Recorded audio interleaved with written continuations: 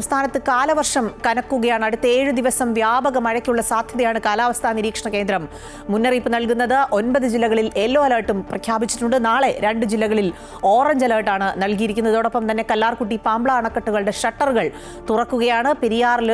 പെരിയാറിന്റെ തീരത്തുള്ളവർ ജാഗ്രത പാലിക്കണമെന്നുള്ള വിവരം കൂടി വരികയാണ്. വിശദാംശങ്ങളുമായി തിരുവനന്തപുരത്ത് നിന്നും ആതിര ചേരുകയാണ്.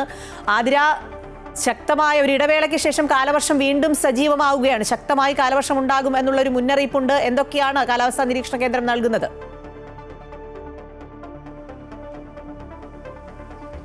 അഖില, തീർച്ചയായും ഒരു ഇടവേളയ്ക്ക് ശേഷം സംസ്ഥാനത്ത് വീണ്ടും മഴ കനക്കുകയാണ്.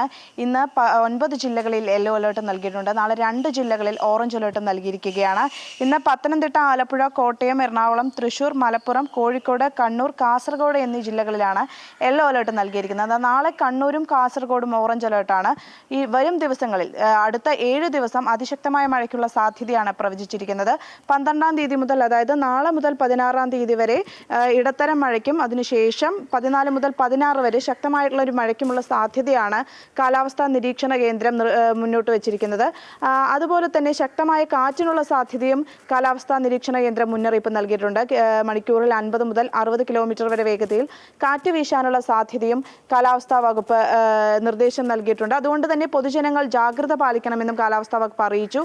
അതിനോടൊപ്പം തന്നെ കേരള, കർണാടക, ലക്ഷദ്വീപ് തീരത്തുള്ള മത്സ്യത്തൊഴിലാളികൾക്ക് മത്സ്യബന്ധനത്തിനും വിലക്കുണ്ട്.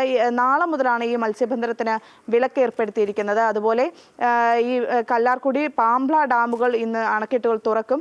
അതുകൊണ്ട് തന്നെ ഈ പെരിയാറിന്റെ ഇരു കരകളിലുമുള്ളവർ ജാഗ്രത പാലിക്കണമെന്നും സുരക്ഷിത സ്ഥലത്തേക്ക്, ആവശ്യമെങ്കിൽ സുരക്ഷിതമായ സ്ഥലത്തേക്ക് മാറി താമസിക്കണമെന്നുമുള്ള നിർദ്ദേശം നൽകിയിട്ടുണ്ട്. അതുപോലെ തന്നെ സംസ്ഥാനത്ത് മണ്ണിടിച്ചൽ, ഉരുൾപൊട്ടൽ സാധ്യതയുള്ള മേഖലകളിൽ താമസിക്കുന്നവരും സുരക്ഷ കണക്കിലെടുത്ത് മാറി താമസിക്കണമെന്നും ജാഗ്രത പാലിക്കണമെന്ന നിർദ്ദേശവും നൽകിയിട്ടുണ്ട്. അതിനോടൊപ്പം തന്നെ കാറ്റിനും ഇടിമിന്നലോടുകൂടിയ മഴയ്ക്കും സാധ്യതയുള്ളതിനാൽ പൊതുജനങ്ങൾ അതനുസരിച്ച് ജാഗ്രത പാലിക്കണമെന്നും കാലാവസ്ഥാ വകുപ്പ് അറിയിച്ചിട്ടുണ്ട്. എന്തായാലും ഒരു ഇടവേളയ്ക്ക് ശേഷം വീണ്ടും സംസ്ഥാനത്ത് മഴ സജീവമാകുകയാണ്. അടുത്ത 7 ദിവസം ശക്തമായിട്ടുള്ള മഴയ്ക്കുള്ള സാധ്യതയാണ് കാലാവസ്ഥാ നിരീക്ഷണ കേന്ദ്രം പ്രവചിച്ചിരിക്കുന്നത്. അഖില. ശരി, ആതിരയാണ് വിശദാംശങ്ങൾ നൽകിയത്. 16 വർഷങ്ങൾക്ക് ശേഷം ആദ്യമായി കാലവർഷം കൃത്യമായ സമയത്ത് വരികയും ഇടയ്ക്കൊരു ഇടവേള എടുക്കുകയും ചെയ്തിട്ട് വീണ്ടും വരികയാണ്. അപ്പോൾ ആതിര സൂചിപ്പിച്ചതുപോലെ തന്നെ ജനങ്ങൾ തീർച്ചയായിട്ടും ജാഗ്രത പാലിക്കണം.